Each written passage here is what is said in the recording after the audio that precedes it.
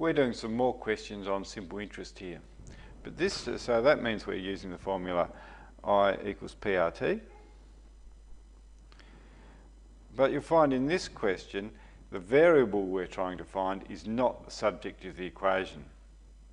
For how long in years must $1,250 be borrowed at 7% flat before the interest exceeds $400? So the interest is $400. The amount borrowed was $1,250. The interest rate was 7%. Now I'm going to write that as 0.07 because it's easier to handle. 7% as a decimal, 7 over 100 equals 0.07. I've changed the percentage into a decimal. Times t. Now we have to find for how long. So we have to find t. We know all the other variables. To solve this, I think I would start by combining those two numbers. I'll just multiply them together. You could do it on your calculator. I've already done it. Works out to be 87.5 times t. Now, I've got to get t by itself in this equation. That means I've got to move or get rid of this 87.5. At the moment, it's 87.5 times t. So I've got to do the opposite of multiplying by 87.5. If I divide this side by 87.5, it'll get rid of that 87.5. I must also, though, divide this side by 87.5. You can get out your calculator and do this. 400 divided by 87.5 means that t is equal to 4.57 years. Now that answer is okay, but the convention is we don't normally talk about 0.57 of a year. It would be best to talk about that in terms of months or in terms of days.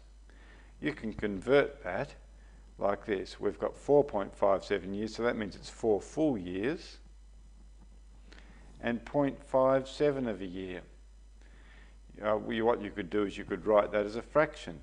That's 0.57 out of 365, or 0.57 times by 365 days in a year. So what you're going to do is you're going to get your 0.57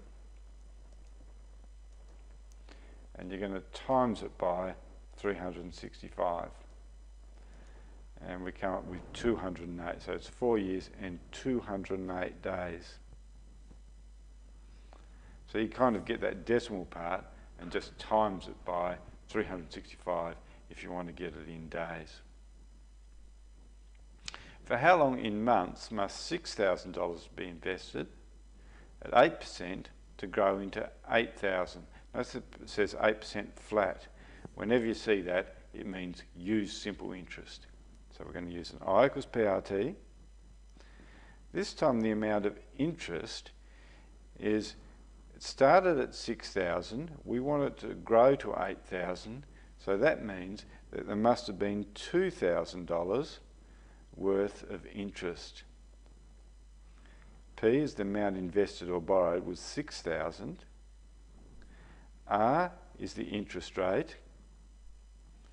I'll write it as a decimal again. 8% written as a decimal is 0.08, and T is the time in years, and that's what we're trying to find out. Multiply these two together to start off with. 2,000 equals, and if I times those two together on my calculator, I get 480. 2,000 equals 480 times t. To get t by itself in this equation, I need to get rid of this 480. At the moment, it's 480 times t. If I divide this side by 480, I'll get t. I must also divide this side by 480. 2,000 divided by 2,000 divided by 480, I've already done, it works out to be 4.1667 equals t. That's 4.1667 years. We could write that out. I'll write it over here. So T equals 4.1667 years.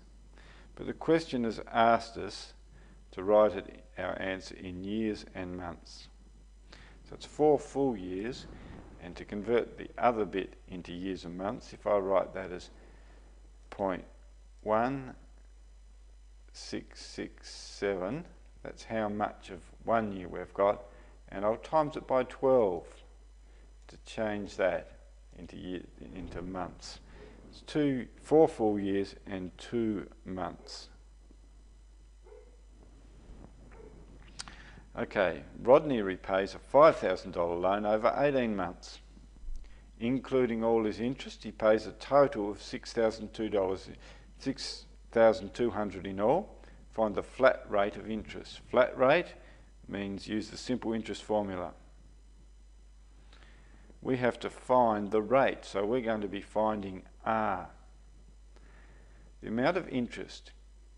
He's repaying a $5,000 loan and pays back a total of $6,200. I guess that means he's paying $1,200 in interest. The P is the amount invested or borrowed. $5,000 was his loan. We have to work out R. T is the time in years, and 18 months is 1 year and half a year, 1.5 years. Now, if we want to shuffle this round to make R the subject, I think I would start by combining these two. You know, it makes no difference what order you multiply together numbers in. This times this times this is the same thing as this times this times this. So I can combine those two just as easily as I combined these two in the previous example.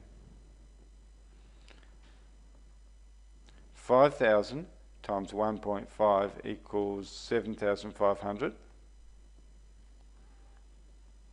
Now to get R by itself, I need to divide both sides by 7,500. So 1,200 divided by 7,500 on the calculator, 0.16 equals R. And that answer would be okay like that, only we don't normally leave interest rate as a decimal. We normally talk about it as a percentage. And to convert a decimal to a percentage, just times it by 100%. So multiply this by 100, move the decimal place 2 positions, R is equal to 16%. One more question to do over the page.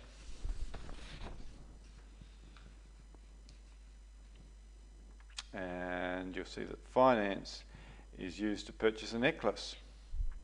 The buyer agrees to make 24 monthly repayments of $25.60. Find the total paid for the necklace.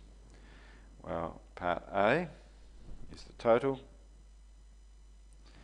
They're making 24 payments of $25.60. So all we have to do is multiply 24 lots of $25.60. How much do they pay in all? You could do it on your calculator. I've done this beforehand. All in all, they pay back $614.40. Part B of the question says how much interest was paid. Now, the interest is the extra money that they pay through having done this by using finance. They could have bought the necklace for $500 if they had enough cash to pay for it, or if they wanted to do it that way. Instead, they did it the monthly payment way and ended up paying $614.40. Now, all that extra money they paid is the interest. So the interest is equal to the difference between the two. Get what they did pay for it. I guess that $500 is actually what they borrowed to buy it. You could think of it like that. They borrowed $500, they ended up paying back $614. That the difference between those two is the interest, $114.40 interest. And the third thing we have to find out is the flat rate. Flat rate means use simple interest I equals PRT. The amount of interest they paid back we've just worked out, $114.40. P is the amount they borrowed. They borrowed $500 to purchase this necklace. They didn't pay for it up front, so therefore they borrowed the money. R is the interest rate, that's what we're trying to find out, and T is the time in years. 24 monthly payments, 24 months is 2 years. And we have to rearrange this equation here to work out what R is.